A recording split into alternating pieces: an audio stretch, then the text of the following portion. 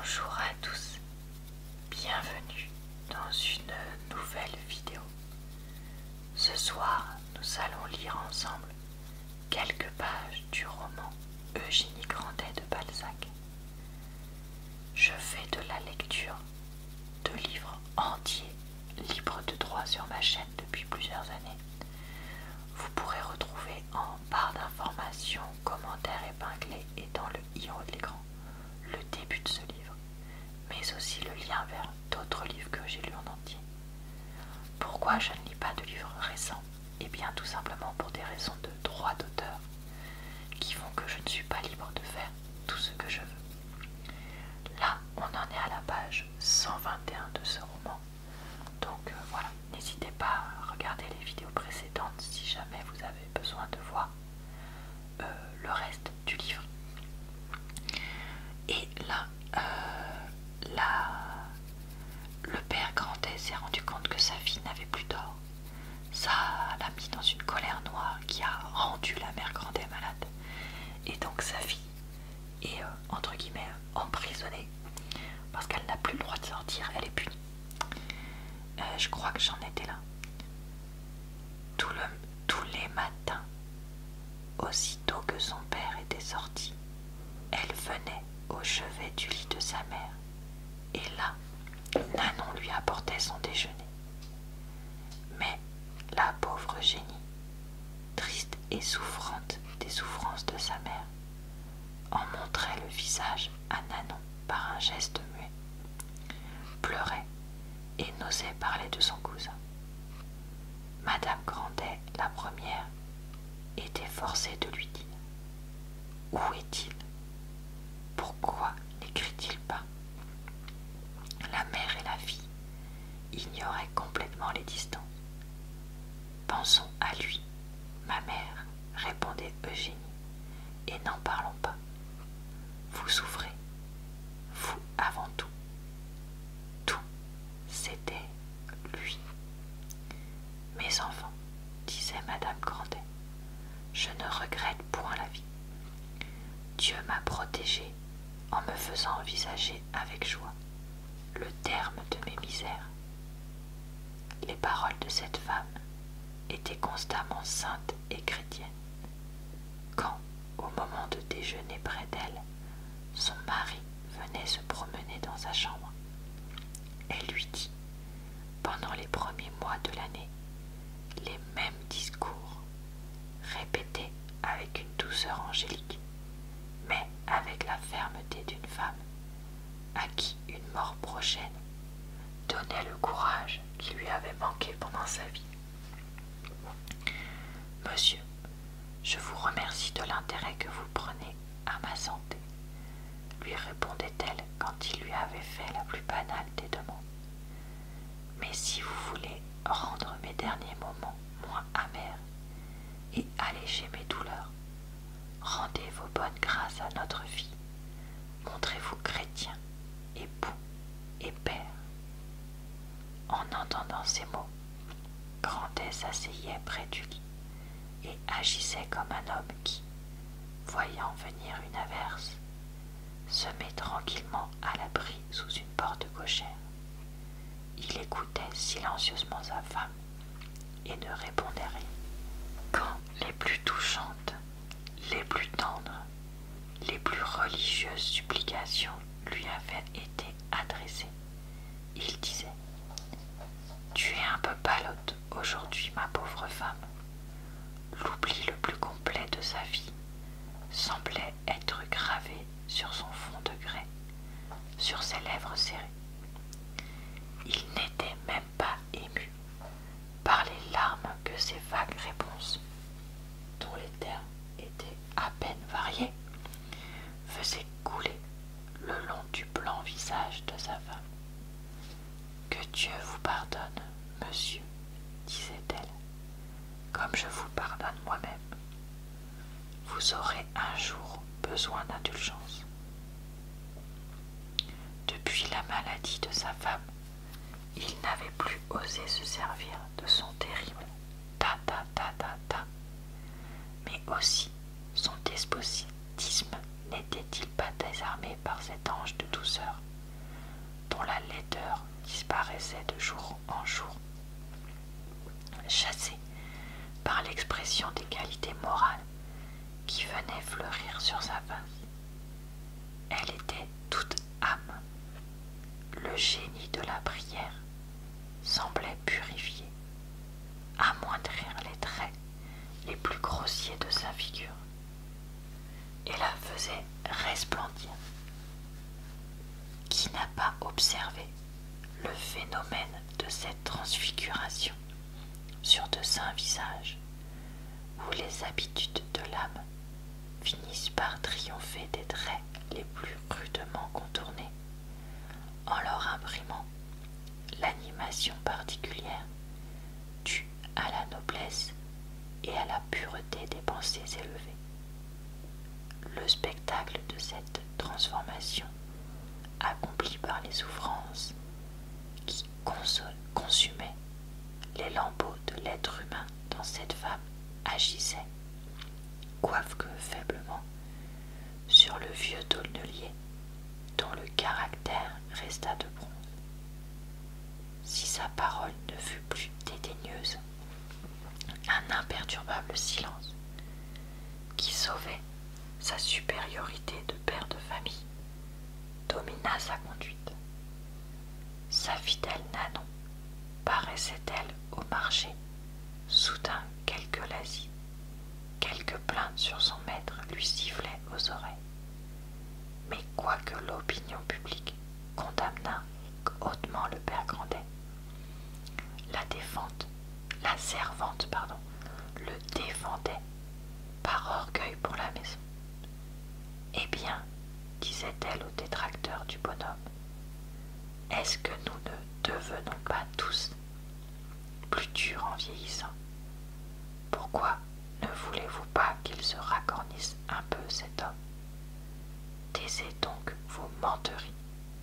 Mademoiselle vit comme une reine. Elle est seule. Eh bien, c'est son goût. D'ailleurs, mes maîtres ont des raisons majeures. Enfin, un soir, vers la fin du printemps, Madame Grandet, dévorée par le chagrin, encore plus que par la maladie, n'ayant pas réussi, malgré ses prières, à réconcilier Eugénie et son père, confia ses peines secrètes au Cruchot. Mettre une fille de 23 ans au pain et à l'eau, s'écria le président de Bonfons, et sans motif. Mais cela constitue des sévices tortionnaires, elle peut protester contre, et tant que sûr. Allons, mon neveu, dit le notaire, laissez votre baragouin de palais.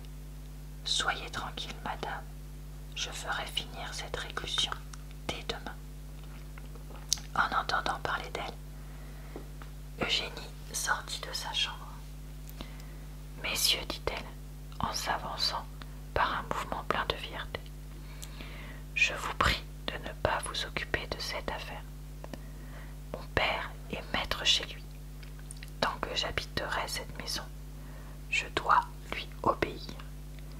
Sa conduite ne saurait être soumise à l'approbation ni à la désapprobation du monde. Il n'en est comptable qu'à Dieu. Je réclame de votre amitié le plus profond silence à cet égard. Blâmer mon père serait attaquer notre propre considération. Je vous saurais gré, messieurs, de l'intérêt que vous me témoignez, mais vous m'obligeriez davantage si vous vouliez faire cesser les bruits offensants qui courent par la ville et desquels j'ai été instruite par hasard.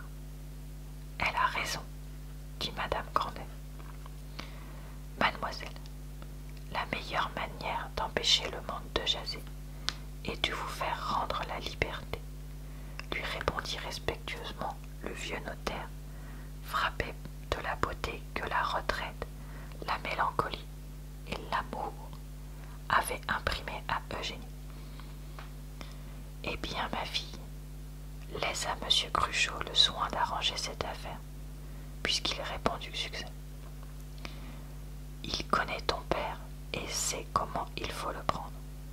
Si tu veux me voir heureuse pendant le peu de temps qui me reste à vivre, il faut à tout prix que ton père et toi vous soyez réconciliés. Le lendemain, suivant une habitude prise par Grandet depuis la réclusion d'Eugénie, il vint faire un certain nombre de tours dans son petit jardin. Il avait pris pour cette promenade le moment où Eugénie peignait. Quand le bonhomme arrivait au grenouiller, il se cachait derrière le tronc de l'arbre, restait pendant quelques instants à contempler les longs cheveux de sa fille et flottait sans doute entre les pensées que lui suggérait la ténacité de son caractère et le désir d'embrasser son enfant. Souvent, il demeurait assis sur le petit banc de bois pourri où Charles et Eugénie s'étaient juré un éternel amour, pendant qu'elle regardait aussi son père à la dérobée ou dans son miroir.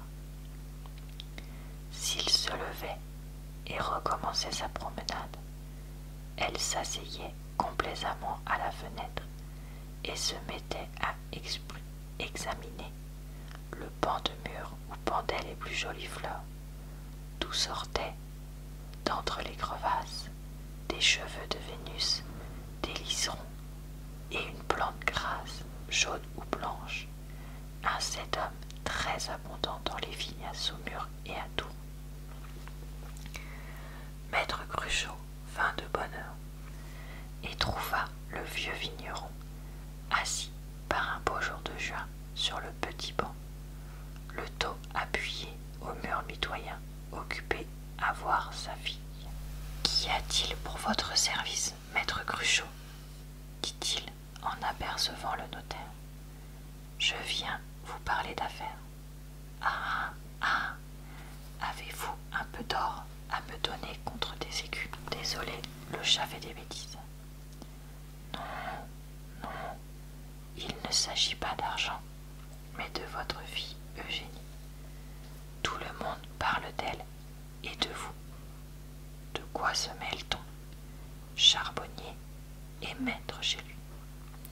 D'accord, le charbonnier est maître de se tuer aussi, ou, ce qui est pis, de jeter son argent par les fenêtres. Comment cela? Mais votre femme est très malade, mon ami. Vous devriez même consulter Monsieur Bergerin. Elle est en danger de mort. Si elle venait à mourir sans avoir été soignée comme il faut, vous ne seriez pas tranquille, je le crois. Ta ta ta ta ta. Vous savez ce qu'a ma femme. Ces médecins, une fois qu'ils ont mis le pied chez vous, ils viennent des 5 à 6 fois par jour. Enfin, Grandet, vous ferez comme vous l'entendez. Nous sommes de vieux amis. Il n'y a pas, dans tout ce mur, un homme qui prenne plus que moi d'intérêt à ce qui vous concerne. J'ai donc dû vous dire cela.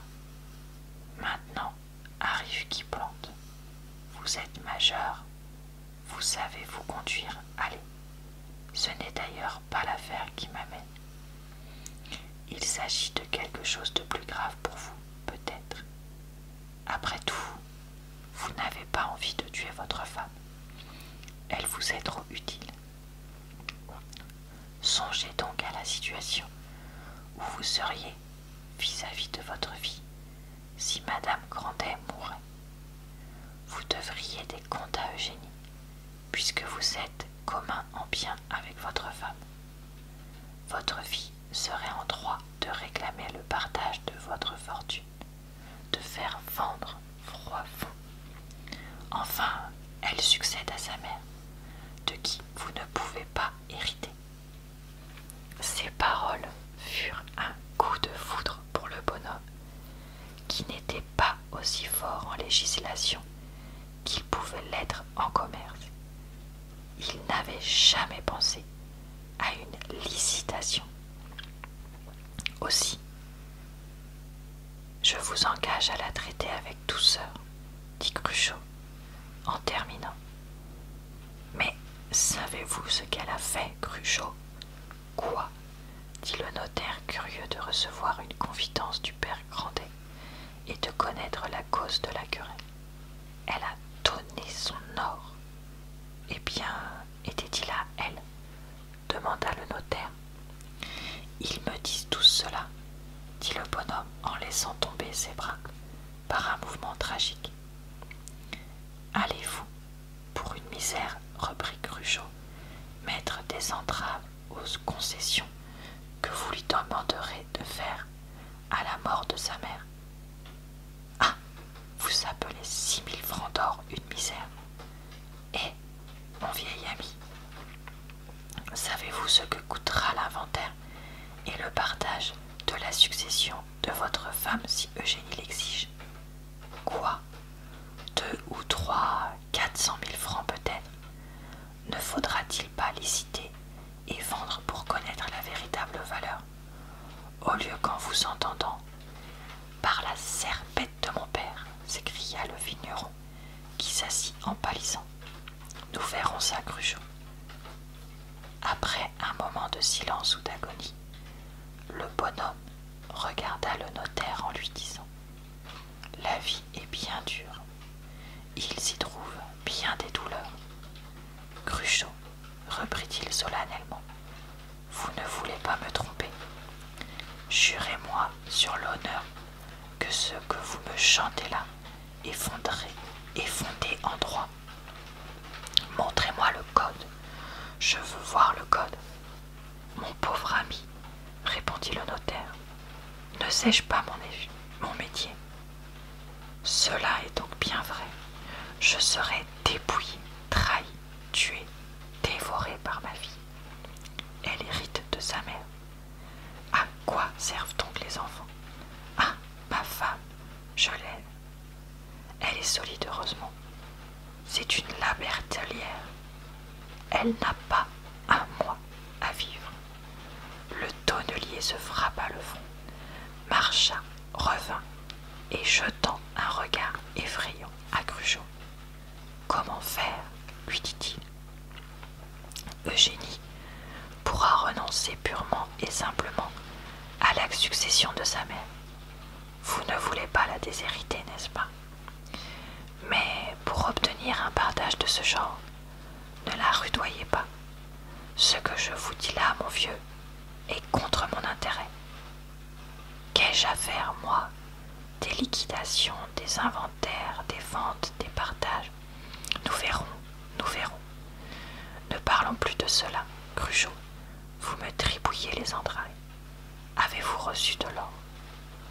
Non, mais j'ai quelques vieux louis, une dizaine. Je vous les donnerai, mon ami. Faites la paix avec Eugénie. Voyez-vous, tous au mur vous jettent la pierre. Les drôles. Allons, les rentes sont à 99. Soyez donc contents une fois dans la vie. À 99, Cruchot. Oui. Et 99, dit le bonhomme en le reconduisant, le vieux notaire, jusqu'à la porte de la rue. Puis, trop agité par ce qu'il venait d'entendre pour rester au logis, il monta chez sa femme et lui dit: Allons, la mère, tu peux passer la journée avec ta fille. Je vais à Froidfond. Soyez gentilles toutes deux. C'est le jour de notre mariage, ma bonne femme. Tiens, voilà 10 écus pour ton reposoir de la fête Dieu. Il y a assez longtemps que tu veux en faire un. Régale-toi. Amusez-vous, soyez joyeuse. Portez-vous bien. Vive la joie. Il jeta 10 écus de 6 francs sur le lit de sa femme et lui prit la tête pour la baiser au fond. Bonne femme, tu vas mieux, n'est-ce pas? Comment pouvez-vous penser à recevoir dans votre maison le Dieu qui pardonne en tenant votre fille exilée de votre cœur, dit-elle avec émotion. Ta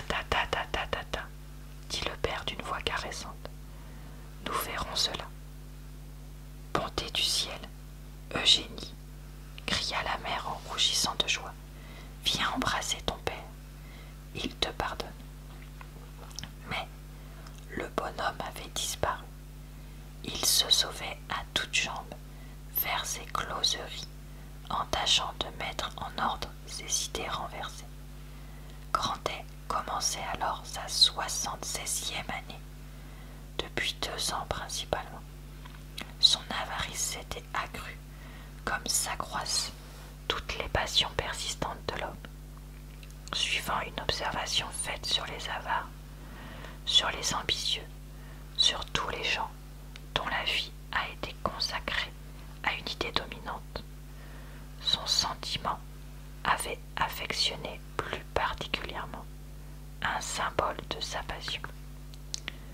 La vue de l'or, la possession de l'or, était devenue sa monomanie. Voilà, et bien je vais m'arrêter pour ce soir parce qu'on a quand même pas mal lu et il y a eu des dénouements intéressants.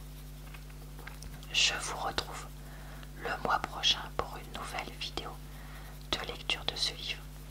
Les autres lundis, je fais des vidéos booktube, donc d'avis sur des romans que j'ai lus, si ça vous tente. Et tous les autres jours, sauf le mercredi, il y a des nouvelles vidéos sur ma chaîne principale.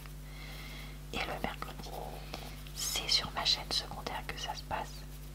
Désolée, j'ai fait un bruit de ventre. Où j'espère aussi vous retrouver. Je vous souhaite donc une bonne soirée, une bonne nuit ou une bonne journée.